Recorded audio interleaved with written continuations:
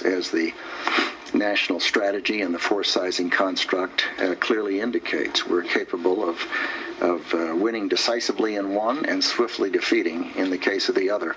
And let there be no doubt about it. Defense Secretary Don Rumsfeld at a briefing yesterday at the Pentagon. The White House quickly jumped in and clarified we don't have any plans to attack North Korea, not now anyway. Wayne Madsen is a former intelligence officer with the National Security Agency. He joins us now to talk about the threats of the axis of evil. Wayne, I guess we have somewhere in the Pentagon plans to attack practically everybody, right? Well, we do. I think if you listen to Secretary Rumsfeld, though, he talks about the ability to fight 2 wars. I wonder what happened to the war against al-Qaeda. According to my math, that would make 3 wars. So well, I think it's all kind of lumped in that axis of evil. That's what's going on here, right?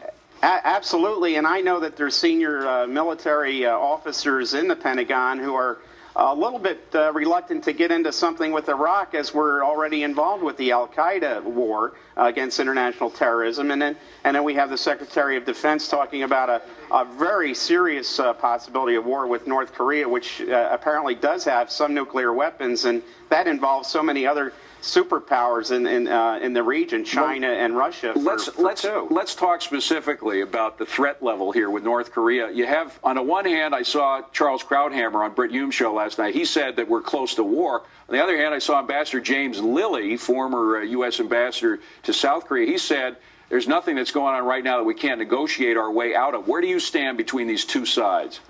Well, I think Ambassador Lilly is pretty much aware that there are other factors involved in the North Korea problem. You've got China, which has no interest in seeing any war break out on the Korean Peninsula. They have too much of an economic stake in Northeast Asia right now to put up with North Korea starting any type of a war. Russia and Japan and also South Korea are players in all this. These are tremendous powers in the region. Japan and South Korea, tremendous economic powers. They can bring an awful lot of diplomatic and economic pressure on North Korea. Wayne, some people blame Jimmy Carter for this whole mess. They say back in 1994 he went to North Korea. We were pretty much at the same stage we are at now, and sort of convinced the administration, the Clinton administration, that there's a way to negotiate our way out of it. Turns out the North Koreans have been violating the conditions that he helped establish.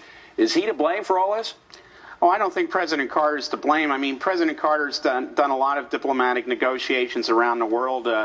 He's dealt personally with Fidel Castro, dealing with Kim Il-sung in North Korea. I think where the problem started was there was no follow-up by the United States intelligence to make sure that North Korea wasn't engaging in developing these nuclear weapons, which they were doing.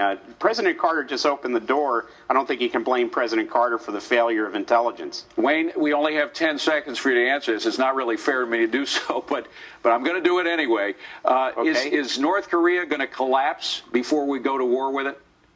I think if we keep exerting diplomatic, economic, and political pressure on North Korea through Beijing and Moscow and Tokyo, that regime's days are numbered. You did it in 10 seconds. Actually, it was 8. Wayne Madsen, thanks very much. Good to have you. Merry Christmas. Merry Christmas. All right, still ahead. What did all the dust from the World